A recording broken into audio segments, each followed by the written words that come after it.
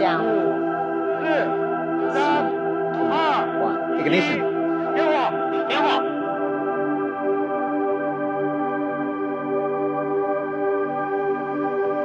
तो अस्सलाम वालेकुम वरहमतुल्लाहि वबरकातुहू। May peace mercy and blessings of Allah सुब्हानहू व तआला be on all of you.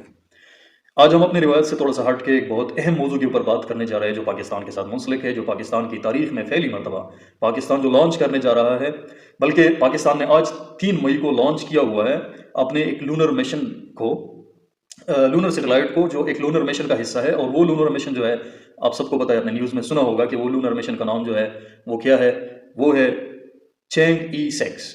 ये बेसिकली चाइना के अंदर डिज़ाइन किया गया है और चाइना के हेनिन के इलाके से इसको लॉन्च किया गया है। अब इसमें ये जो मिशन है, ये इसमें सिर्फ चाइना है या कोई और इसके अंदर भी शामिल है? इसमें तकरीबन 4-5 ममालिक शामिल हैं। इसके अंदर फ्रांस है, जर्मनी है, साथ साथ चाइना है, पाकिस्तान है। ये 4 जो ममालिक है, इन्होंने अपने सैटेलाइट्स जो है इसके अंदर लॉन्च किया है। अब मैं थोड़ा सा एक चीज़ की वजाहत कर देता हूँ। एक होता है मिशन, लूनर मिशन, एक होता है स्पेस मिशन। लूनर मिशन और स्पेस मिशन में क्या फ़र्क होता है? लूनर मिशन जाहिर सी बात है, लूनर चांद को कहते हैं, कमर को कहते हैं, मून को कहते हैं। जो मिशन चांद की तरफ हो उसको कहा जाता है लूनर मिशन। अब स्पेस तो है, स्पेस तो बहुत बड़ा है, तो स्पेस में कहीं पे भी कम्युनिकेशन सैटेलाइट्स कोई भेजेगा, कोई इंफॉर्मेशन सैटेलाइट भेजेगा, तो that would be called as the space mission. अब ये भी स्पेस मिशन में ही आता है, लेकिन स्पेसिफिकली अगर हम कहें तो ये लूनर मिशन है। तो पाकिस्तान ने भी अगर आप देखें तो हमारा हमसाया मुल्क जो इंडिया है, इंडिया ने जुलाई 2023 को चंद्रयान 3 का एक सक्सेसफुल तजुर्बा किया, जो कि south side of the moon पे उसने लैंडिंग की, और अगस्त 2023 में वो मिशन जो है वो सक्सेसफुली लैंड किया उधर। अब पाकिस्तान जो है, जाहिर सी बात है, पाकिस्तान की इकानमी जो है वो क्रम्बल कर रही है, पाकिस्तान की इकानमी बहुत कमज़ोर है। तो जाहिर सी बात है, हमने इंडिया के साथ हर फील्ड में मुकाबला करना है, लेकिन अनफॉर्चुनेटली इंडिया स्पेस मिशंस में हमसे बहुत ज़्यादा आ गए हैं। उन्होंने उनके पास अपने लॉन्चर्स है, अपने व्हीकल्स है, अपने स्पेस व्हीकल्स है, वो खुद से करते हैं। अगर पाकिस्तान की तारीख देखी जाए तो एक बात यहाँ पे और क्लियर करता रहूँ कि बाज़ लोगों का सोच ये है कि पाकिस्तान जो है ये पहली मरतबा किसी सैटेलाइट को लॉन्च कर रहा है। ये ऐसा नहीं है। पाकिस्तान ने अपने सैटेलाइट या स्पेस मिशंस का आगाज़ 1961 से किया था। 1961 में पाकिस्तान ने अपने स्पेस मिशंस का आगाज़ किया था, जब 50s और 60s के दरमियान, जब सोवियत यूनियन जो आज की रशिया है और अमेरिका के दरमियान जो कोल्ड वॉर चल रही थी, ये दोनों अपने साथ मुकाबला जब कर रहे थे, तो 1959 में 1959 में पहली मरतबा रशिया ने लूनर 2 मिशन को सक्सेसफुली लैंड किया था। फिर सेकंड भी रशिया ने किया था, वो लूनर 9 जो किया था 1966 में, 1966 में उन्होंने भेजा था। फिर तीसरी मरतबा अमेरिका ने अपोलो 11 जो है उसको लॉन्च किया, और वो भी एक सक्सेसफुल एक्सपेडिशन था अमेरिका, क्योंकि पहली मरतबा इंसान ने मून पे कदम रखा। अपोलो 11 जो नासा ने लॉन्च किया था, उसमें नील आर्मस्ट्रांग और उनके साथियों ने चांद के ऊपर कदम रखे और वहाँ से सैंपल कलेक्ट किए। This was the very first time in the history of the human being कि इंसान जो है उन्होंने चांद पर कदम रखा। फिर यूरी गैगरन वगैरह वगैरह रशिया के जो थे उन्होंने किया। इसी तरह ये जो दोनों ममालिक के दरमियान एक जंग चल रही थी, कोल्ड वॉर, इसके साथ साथ ये स्पेस टेक्नोलॉजी के ऊपर भी काम कर रहे थे। अब अगर ये बताते चले तो जो भी तरक्की याफ्ता ममालिक है वो सब आजकल स्पेस के हवाले से स्पेस कंपटीशन कर रहे हैं, क्योंकि दुनिया जो है अब बिल्कुल मुसख्खर हो चुकी है इंसानों की। इंसानों ने तस्खीर की है, दुनिया में बहुत ज़्यादा रिसर्च हो चुकी है। दुनिया जो है, दुनिया के अंदर बहुत कम ऐसी, मतलब बहुत ज़्यादा रिसर्च हो चुका है दुनिया में। तो अब इंसान जो है अगर स्पेस को मुसख्खर कर ले, जो भी पहला स्पेस को मुसख्खर कर ले, वहाँ से वो किसी को हेड भी कर सकता है, वहाँ से इंफॉर्मेशन भी ले सकता है। आज आपको पता है कि अमेरिका की सबसे ज़्यादा जो सैटेलाइट है स्पेस में, वो अमेरिका के हैं। तो ये क्या वजह है? ये स्पेस रेस में दुनिया में सबसे आगे है। इसी वजह से इन्होंने दुनिया पे हर जगह में अपनी नज़र जमाई हुई है, रखी हुई है। किसी की भी इंफॉर्मेशन उसको चाहिए तो दे कैन इजीली कलेक्टेड।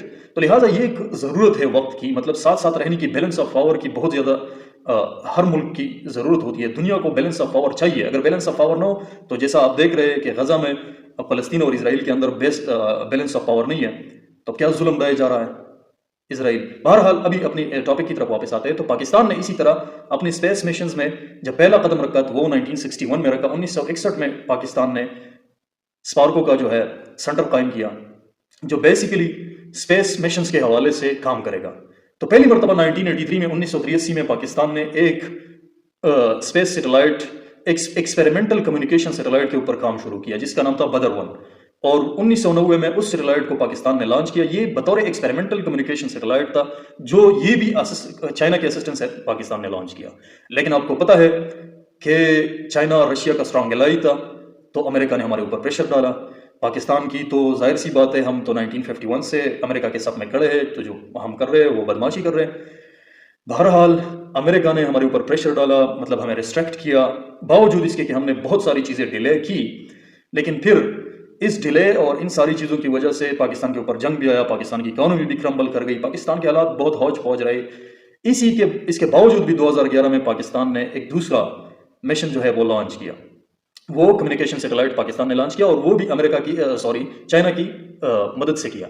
लेकिन आपको यह एक बात जरूर बताना चाहूंगा कि 1990 में बदर 1 जो पाकिस्तान ने सक्सेसफुली स्पेस सैटेलाइट लॉन्च किया था, तो ये मुस्लिम दुनिया में पहला इस्लामी मुल्क बन गया था जिसने स्पेस सैटेलाइट को लॉन्च किया था। ये आपके जहन में होना चाहिए।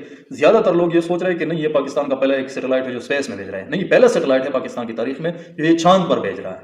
स्पेस में तो पाकिस्तान ने भेजे, 2011 में भी भेजा, 1990s में भी भेजा।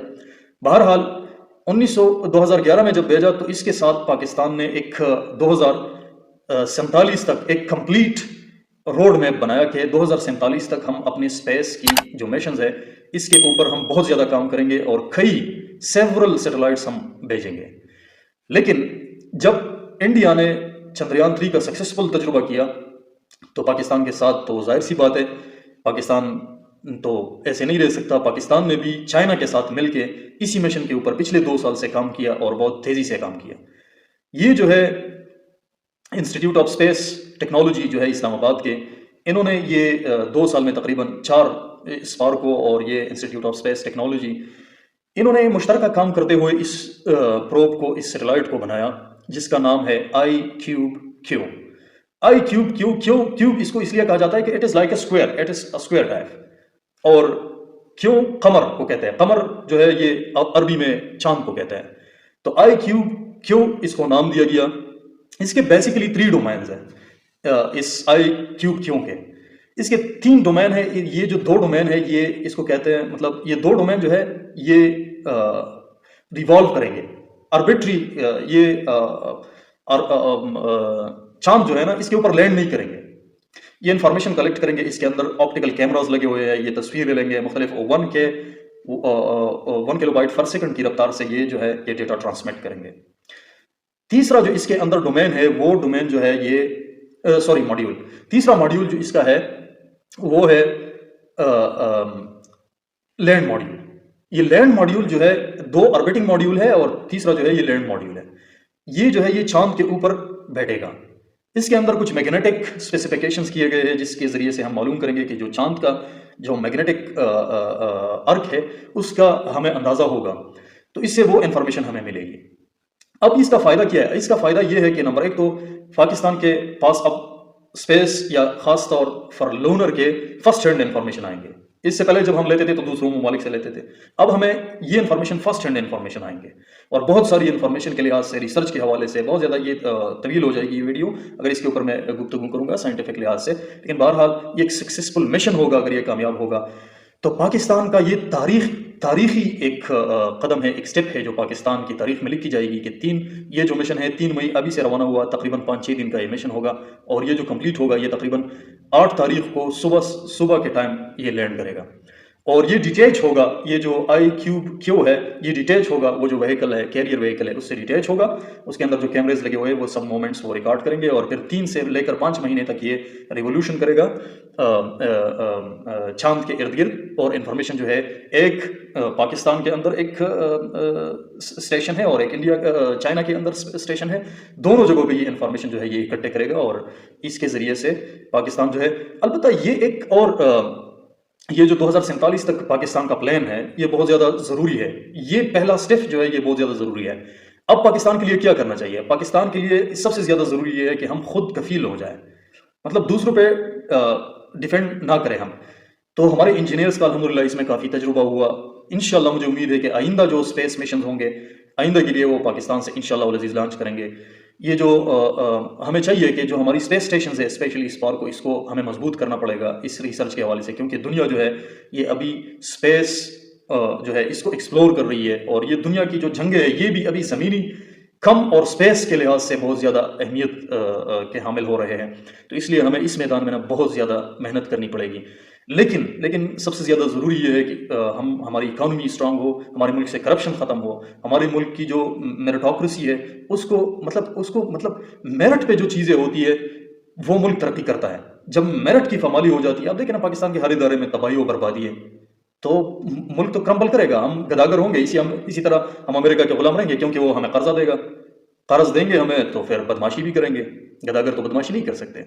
तो बहरहाल ये बदकिस्मती है हमारे पाकिस्तान की कि हमारे ऐसे हुक्मरान हैं कि बस इतना वो सिर्फ समझ सकते हैं कि मतलब हम करप्शन कैसे करें, खुद को कैसे मालामाल करें। मुल्क जो है जब तक दुश्मन ने कोई इकदाम नहीं किया होता है तब तक इनके पास कोई एहसास पैदा नहीं होता। अलबत्ता ये जो मिशन लॉन्च किया है, मैं फिर उम्मीद हूँ कि देर आए दुरुस्त आए, जो भी है छोटा कदम है बड़ा कदम है, बहरहाल एक देर आए दुरुस्त आयद वाली बात है।